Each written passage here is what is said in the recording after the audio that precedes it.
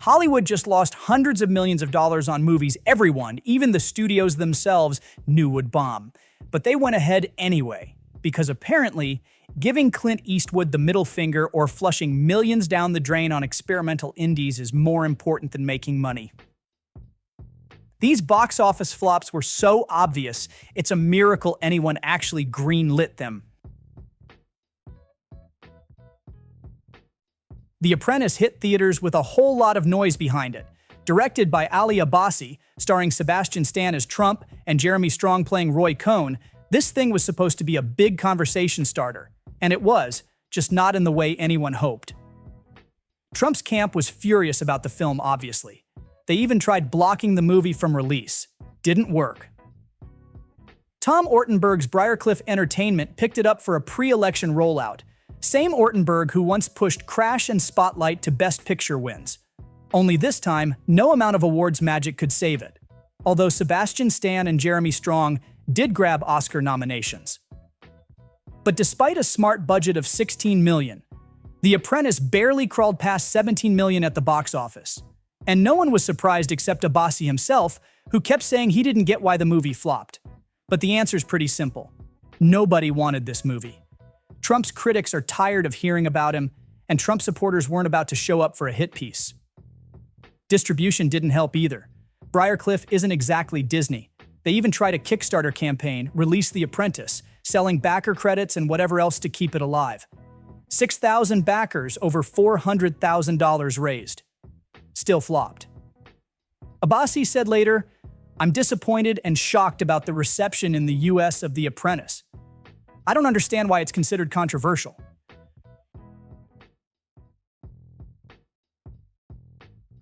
Somebody needs to tell David Zaslav it's not the 90s anymore. Because when he greenlit the Alto Knights back in 2022, everyone with a pulse knew it was a box office bomb waiting to happen. Studio executives pushed back. They said it was a streaming movie at best. Zaslav didn't listen. He handed over $45 million, treated it like a major theatrical release, and somehow thought it would all work out. It didn't. Barry Levinson directed it. Nicholas Pileggi wrote it. Robert De Niro starred in it, twice, playing both Frank Costello and Vito Genovese. Sounds good on paper. In reality, audiences couldn't have cared less. Opening weekend was a disaster. 3.2 million domestic. Worse overseas. Final tally was just 8.9 million worldwide. On a $50 million budget. That's not just bad, that's catastrophic. Critics hated it too. 37% on Rotten Tomatoes. Audience scores were a little nicer, but it didn't matter. The gangster movie genre's been dead for years. And De Niro acting opposite himself didn't come off as clever. It just came off as distracting and unnecessary. Producer Irwin Winkler still believes the movie will have a long shelf life on streaming, just like Goodfellas did with DVDs. I think the film is terrific. I wish it did more box office. Over the years, I'm sure Warner's will make some money on it.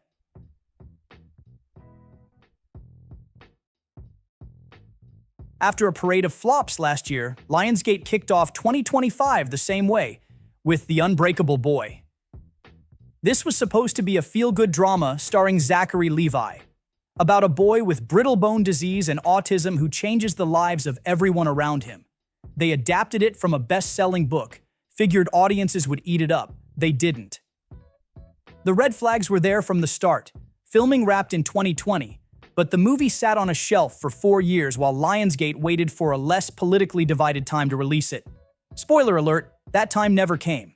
They finally dumped it into theaters this February, right into the jaws of Chinese surprising hit Ne Zha 2. That thing smashed records and became the highest-grossing animated movie of all time, crossing $2 billion worldwide.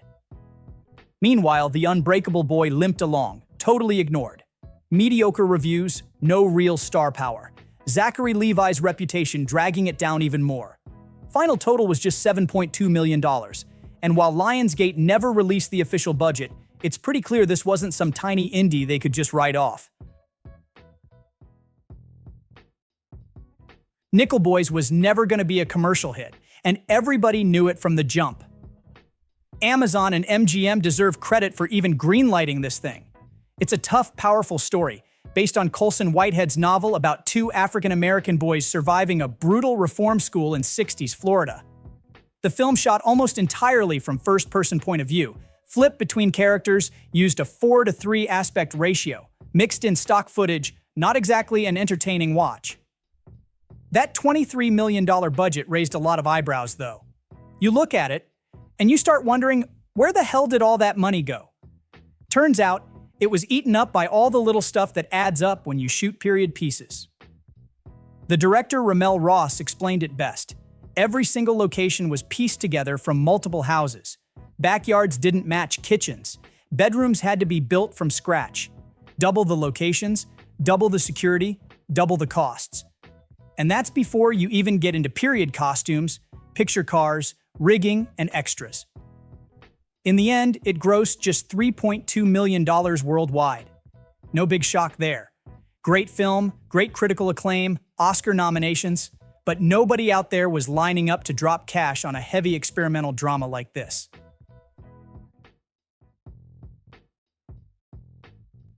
On paper, Blumhouse should have been able to crank out another win here.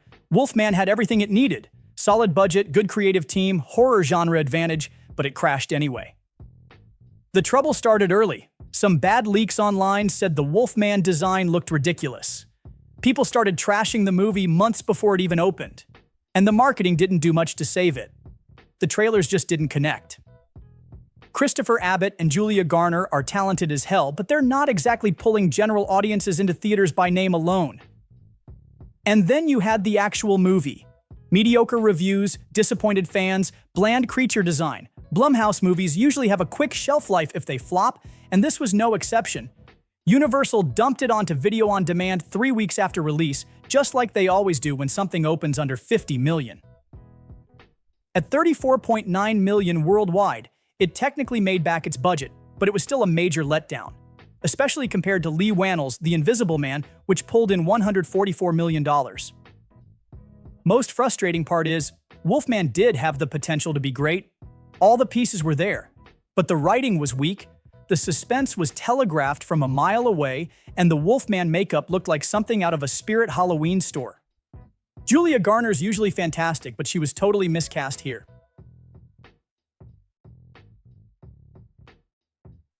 This one didn't even stand a chance. Clint Eastwood's new legal thriller was treated like garbage from the second it was finished.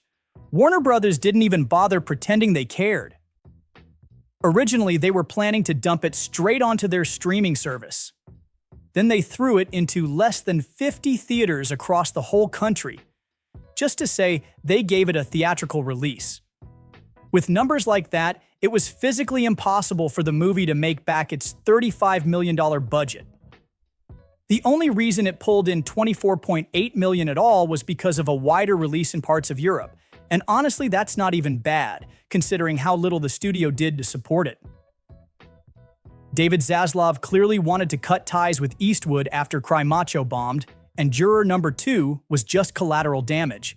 They barely promoted it, barely showed it anywhere, and then shoved it onto streaming the next month. And this wasn't even some embarrassing late-career flop. A lot of people who actually saw it said it was one of Eastwood's best films in years. The way Warner Brothers treated it caught plenty of heat online, and they deserved every bit of it. This thing was doomed from the second they announced it. Paul Anderson directing a George Martin adaptation was already a warning sign. You throw in Milla Jovovich and Dave Bautista, and sure, it sounds like it could work on paper. But anybody paying attention knew it wasn't going to end well. Anderson's track record outside of Resident Evil is brutal. Death Race, The Three Musketeers, Pompeii, Monster Hunter. All box office bombs. In The Lost Lands was no different. Vertical barely marketed the film before quietly dumping it into 1,000 of theaters in the US. It pulled $1.1 million its opening weekend, then flatlined completely. Worldwide, it didn't even make 10% of its $55 million budget. The movie spent years in development hell. At one point, they tried to get Keanu Reeves and Nicolas Cage to play the Hunter role. They dodged a bullet. What we got instead was a monstrosity of a fairy tale film that tanked so hard it almost became a joke overnight. Anderson, at least, seems to have taken it in stride. He said, "I'm British. We are used to considering ourselves being rubbish. You release the movie, and no one likes it, and then 10 years later they go, 'That was a great movie.' But honestly, it's going to take a lot longer than 10 years for anyone to forgive this one."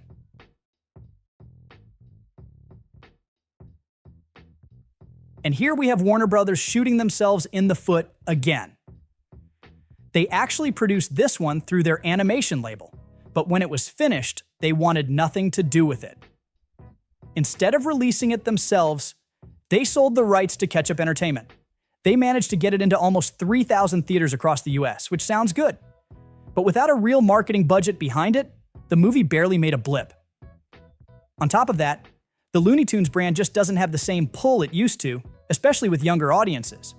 And the fact that it's a 2D animated movie didn't help either. 2D still struggles compared to 3D, no matter how good the movie is. Even with strong reviews, it only opened to $3.1 million domestically. Add in the tiny international release, and the final worldwide gross was about $11 million. On a $15 million budget, that's nowhere near profitable once you factor in the other costs. The filmmakers have been trying to keep it alive, hoping positive word of mouth will give it a boost when it hits streaming. But at this point, it's pretty much over. Steven Soderbergh's new spy thriller had everything going for it on paper. Best reviewed major release of 2025 so far, Cate Blanchett, Michael Fassbender, Pierce Brosnan, and yet barely anyone even knew it existed until about a week before it hit theaters. Focus Features barely marketed it. The title sounded more like a trash brand than a high-end spy movie. And somehow, despite the movie being mostly dialogue scenes inside a few rooms, the budget landed somewhere between 50 and 60 million. Soderbergh probably thought his name and that cast would be enough to pull people in. But when Black Bag opened, it barely made $7.5 million in North America. No shot at recouping the $100 million it would have needed to be considered even a moderate success. Soderbergh admitted he's worried about what this says for the future of mid-budget adult movies. He said, "This is the type of film I built my career on. If star-driven, moderately budgeted movies can't bring in audiences over 25 anymore, that signals a serious problem. What does that mean for the next generation of filmmakers hoping to make similar movies?" Universal clearly thought they had something here. Ke Huy Quan riding the high from his Oscar win. Valentine's Day weekend release. Try to tap into the John Wick crowd. Maybe pull some of that Bob Odenkirk's Nobody energy. It didn't happen. The movie cost $18 million. It made $17.5 million. And that's being generous. Ke Huy Quan's great. Everybody loves him and his comeback story. But he's not a box office draw on his own. And pairing him with Ariana DeBose didn't help either. She's been racking up flops like crazy lately. The marketing was half asleep too. They couldn't figure out whether to sell it as an action movie, a rom-com, or both. And the trailers didn't do anything to convince people there was real chemistry between the leads. Quan tried to put a positive spin on it. He said, "We made this movie for those action fans. These are the type of movies that I loved watching growing up, where you just go and you have a good time. It's fun. It's not asking much in return, and hopefully everybody who watches this movie can come out feeling a little refreshed and a little more energized."